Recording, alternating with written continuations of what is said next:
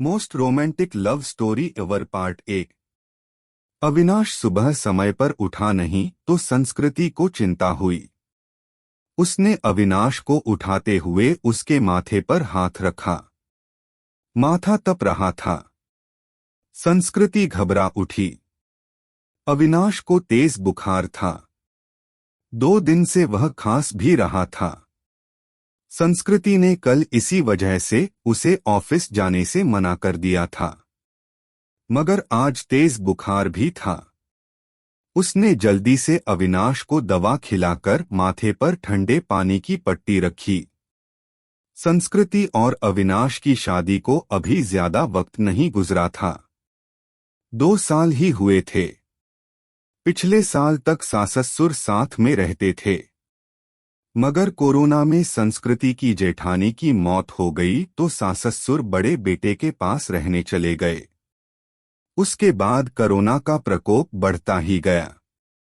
पिछले कुछ समय से टीवी चैनल्स पर दिल्ली के अस्पतालों में कोरोना से जूझने वालों की हालत देखकर वह वैसे भी परेशान थी। कहीं वेंटिलेटर नहीं तो कहीं ऑक्सीजन नहीं। मरीजों को अस्पतालों में बेड तक नहीं मिल रहा था। ऐसे में अब उनका क्या होगा, यह सोचकर ही वह कांप उठी। जल्दी से उसने माँ को फोन लगाया। माँ, अविनाश को सुबह से बहुत तेज बुखार है, क्या करूं? बेटा, यह समय ही बुरा चल रहा है। राजू भी कोरोना पॉजिटिव है, वरना उसे भेज देती। हम खुद उसकी देखभाल में लगे हुए हैं। तू ऐसा कर, जल्दी से डॉक्टर को बुला और दवाएं शुरू कर। हाँ माँ, वह तो करना ही होगा। मेरी सास की भी तबीयत भी सही नहीं चल रही है, वरना जेठ जी को ही बुला लेती। घबरा नहीं बेटी, धैर्य से काम ले, सब ठीक हो जाएगा, माँ ने समझाने का प्रयास किया। संस्कृति ने पति का कोरोना टेस्ट कराया। तब तक फैमिली डॉक्टर से पूछकर दवाएं भी देती रही। इस बीच अविनाश की हालत ज्यादा खराब होने लगी तो वह उसे लेकर अस्पताल भागी। 2 अस्पतालों से निराश लौटने के बाद तीसरे में मुश्किल से बेड का इंतजाम हो सका। सास-ससुर और जेठ भी दूसरे शहर में थे, सो मदद के लिए आ नहीं सके। वैसे भी दिल्ली में लॉकडाउन लगा हुआ था। रिश्तेदार चाहकर भी उसकी मदद करने नहीं आ सकते थे। आस पड़ोस वालों ने कोरोना के डर से दरवाजे बंद कर लिए। तब संस्कृति ने अपने दोस्तों को फोन लगाया, पर सबने बहाने बना दिए। अकेली संस्कृति पति की सेवा में लगी हुई थी। अस्पताल में मरीजों की लंबी कतारों और मौत के तांडव के बीच किसी तरह संस्कृति खुद को बचाते हुए पति के लिए दौड़ भाग करने में लग गई। कभी दवा की पर्ची लेकर भागती तो कभी खाना लेकर, कभी डॉक्टर से गिड़गिड़ाती तो कभी थक हार कर बैठ जाती। उसे कोरोना वार्ड में जाने की इजाजत नहीं थी। बाहर रिसेप्शन में बैठकर ही पति के ठीक होने की कामना करती रहती। उस पर पति की तबीयत अच्छी होने के बजाय बिगड़ती जा रही थी। उस दिन भी डॉक्टर ने पर्ची में कई दवाएं जोड़कर लिखीं। वह दवाएं लेने गई, मगर जो सबसे जरूरी दवा थी वही नहीं मिली। अस्पताल में उसका स्टॉक खत्म हो चुका था। अब वह क्या करेगी? बदहवास सी वह अस्पताल के बेंच पर बैठ गई। बगल में ही परेशान सा एक युवक भी बैठा हुआ था। संस्कृति ने उसकी तरफ मुखातिब होकर पूछा, आप बता सकते हैं यह दवा मुझे कहाँ मिलेगी? मैं खुद यह दवा ढूंढ रहा हूँ, आसपास तो मिली नहीं। मेरे दोस्त ने बताया है कि नोएडा में उसकी शॉप है। उसने कुछ दवाएं स्टॉक करके रखी हैं, सो वह मुझे दे देगा। अभी जाने की ही सोच रहा था। पर्ची लाइए, मैं अपने साथ आपके लिए भी दवा ले आता हूँ। बहुत मेहरबानी होगी। सुबह से इसके लिए परेशान हो रही थी। पसीना पोंछते हुए संस्कृति ने कृतज्ञ स्वर में कहा, मेहरबानी की कोई बात नहीं। इंसान ही इंसान के काम आता है। बस इतना शुक्र मनाइए कि दवा वहां मिल जाए, कहकर वह चला गया। करीब 2 से 3 घंटे बाद लौटा तो उसके चेहरे पर परेशानी की लकीरों के बावजूद खुशी थी। यह लीजिए, बड़ी मुश्किल से मिली, मगर मिल गई, यही बहुत है। बहुत बहुत शुक्रिया। कितने की है? संस्कृति का चेहरा भी खिल उठा था। अरे नहीं, पैसे की जरूरत नहीं। आप पहले यह दवा खिलाइए मरीज को। डोट। उस दिन के बाद से दोनों में बातचीत होने लगी। वह अपने भाई की देखभाल में लगा था और संस्कृति पति के लिए दौड़ भाग कर रही थी। दोनों का दर्द एक सा ही था। संस्कृति जब भी व्यथित होती तो उसके कंधों पर सिर रखकर रो लेती। कोई चीज लानी होती तो प्रतीक लेकर आता। संस्कृति को घर छोड़कर आता। धीरे धीरे तकलीफ के इन दिनों में दो अजनबी एक बंधन में बंधते जा रहे थे। उनके बीच एक अजीब सा आकर्षण भी था जो दोनों के इस बंधन को और मजबूत बना रहा था। एक दिन अविनाश का ऑक्सीजन लेवल काफी घट गया। अस्पताल में ऑक्सीजन सिलेंडर नहीं था। तब प्रतीक ने यह जिम्मेदारी अपने ऊपर ले ली। पूरे दिन कड़ी धूप और गर्मी में लाइन में लगकर आखिर वह ऑक्सीजन सिलेंडर लेकर ही लौटा था। उस दिन संस्कृति ने पूछा था, आप मेरे लिए इतना कुछ कर रहे हैं, इतना ख्याल रखते हैं, मगर क्यों? मैं तो आपकी कुछ भी नहीं लगती। फिर बताओ न, ऐसा क्यों कर रहे हो? पहली बात, हर क्यों का जवाब नहीं होता, और दूसरी बात, हम दोनों हमसफर नहीं हैं, तो क्या हुआ, हमदर्द तो हैं ना। आपके दर्द को मैं बहुत अच्छे से महसूस कर सकता हूँ। आपकी तकलीफ देखकर मुझे दुख होता है। बस किसी भी तरह आपकी मदद करना चाहता हूँ।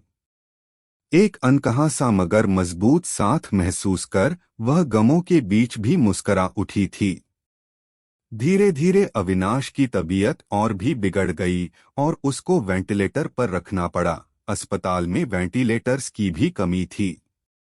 कई वेंटिलेटर्स खराब हो गए। बदहवास सी संस्कृति ने प्रतीक को फोन लगाया तो पता चला कि उसके भाई को भी कहीं और शिफ्ट करने की नौबत आ गई है। आप चिंता न करो संस्कृति जी, मैं अपने भाई को जिस अस्पताल में लेकर जा रहा हूँ, आपके पति को भी वहीं लेकर चलता हूँ। वहाँ वेंटिलेटर की सुविधा है और डॉक्टर्स भी अच्छे हैं।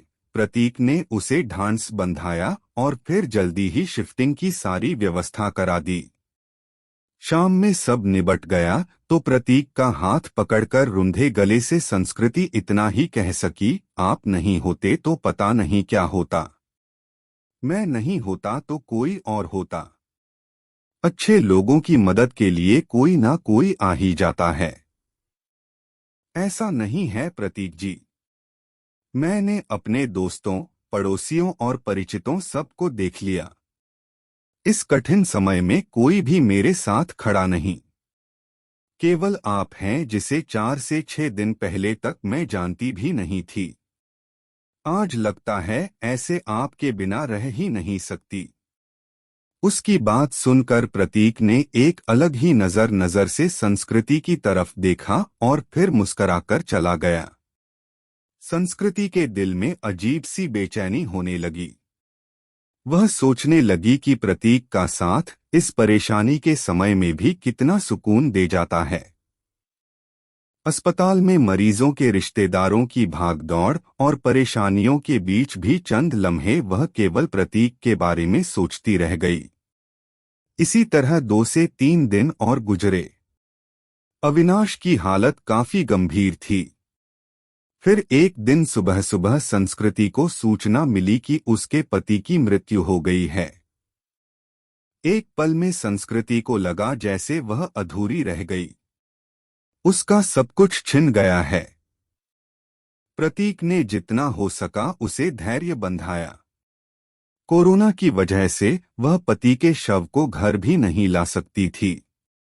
लॉकडाउन लगा हुआ था। घर वालों का आना भी कठिन था। ऐसे में उसे समझ नहीं आ रहा था कि पति को अंतिम विदाई कैसे दे। ये भी पढ़े उसके हिस्से की जूठन क्यों निखिल से नफरत करने लगी कुमुद। इस वक्त भी प्रतीक ही उसके काम आया।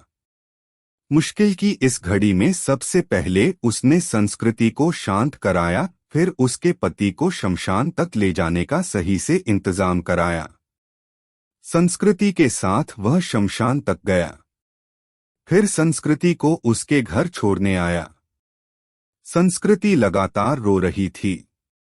उसके हाथ पैर कांप रहे थे। प्रतीक समझ रहा था कि उसकी तबीयत खराब है। वह अकेली है, सो अपने खाने पीने को लेकर लापरवाह रहेगी तो और तबीयत खराब होगी। तब प्रतीक ने हाथ पैर धोकर और कपड़े बदलकर उसकी रसोई में प्रवेश किया और सबसे पहले चाय बनाई। संस्कृति के साथ खुद भी बैठकर उसने चाय पी, फिर संस्कृति को नहाने भेजकर खुद दाल चावल बनाने लगा। संस्कृति को खाना खिलाकर उसके लिए सब्जी, फल, दूध आदि का इंतजाम कर और सांत्वना देकर वह वापस लौट गया। 2 से 3 दिनों बाद जब संस्कृति थोड़ी सामान्य हुई और पति की मौत के सदमे से उबरी तो उसे प्रतीक की याद आई। प्रतीक उसके लिए अपनों से बढ़कर बन चुका था, मगर उसे पता नहीं था कि वह कहाँ रहता है, क्या जॉब करता है। बस एक फोन नंबर था। उसने फोन मिलाया तो नंबर बंद आ रहा था। संस्कृति घबरा उठी। वह प्रतीक से संपर्क करना चाहती थी, मगर ऐसा हो ना सका। 2 से 3 घंटे वह लगातार फोन ट्राई करती रही, मगर फोन बंद ही आ रहा था। अब उससे रहा नहीं गया।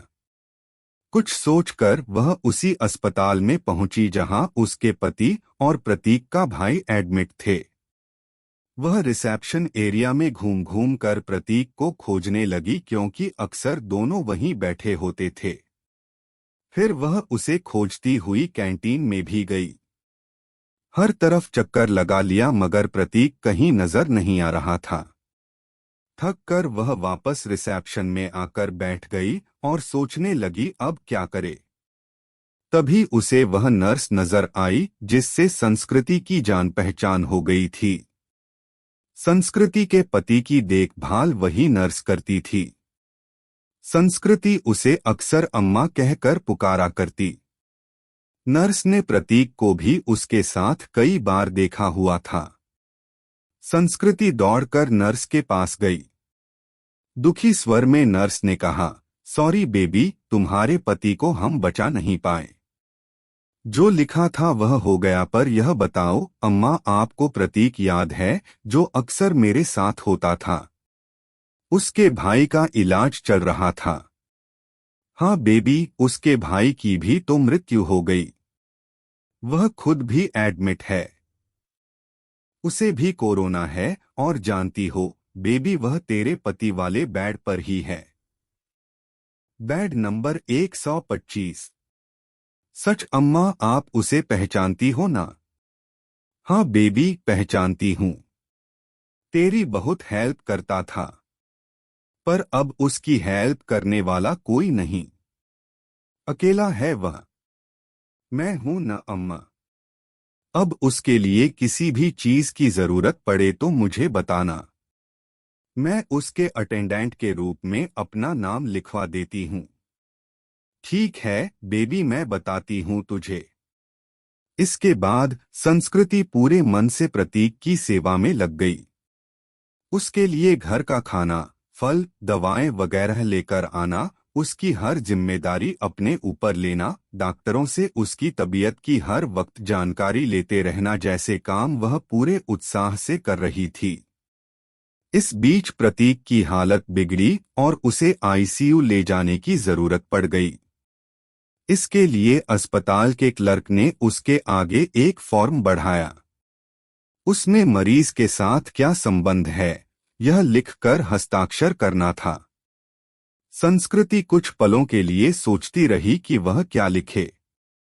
फिर उसने उस खाली जगह पर पत्नी लिखकर साइन कर दिया। क्लर्क को कागज थमाकर वह खुद में ही मुस्करा उठी। 2 से 3 दिन आईसीयू में रहकर प्रतीक की हालत में सुधार शुरू हुआ और उसे कोविड वार्ड में वापस शिफ्ट कर दिया गया। 7 से 8 दिनों तक लगातार सुधार होने और रिपोर्ट नेगेटिव आने के बाद उसे डिस्चार्ज भी कर दिया गया।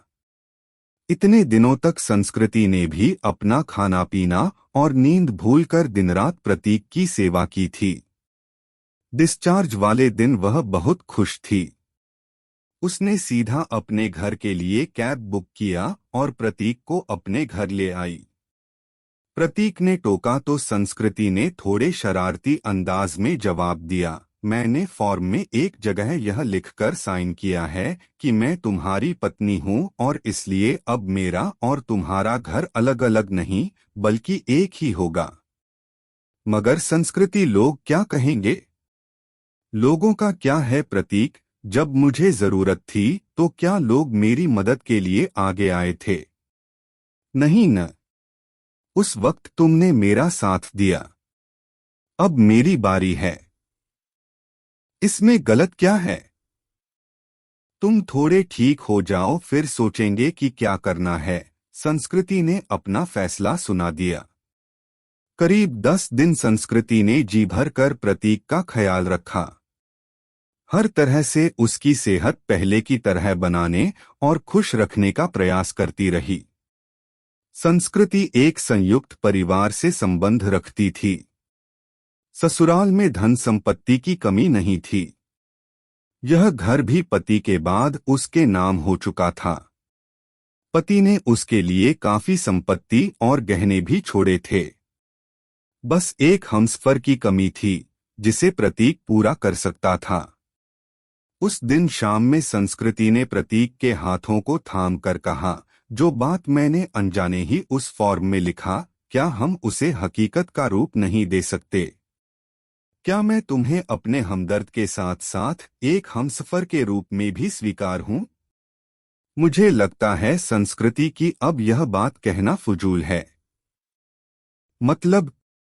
मतलब यह कि तुम ऑलरेडी मेरी हमदर्द और हमसफर बन चुकी हो। हम हमेशा साथ रहेंगे। तुमसे बढ़कर कोई और मेरा ख्याल नहीं रख सकता, कहकर प्रतीक ने संस्कृति को गले से लगा लिया।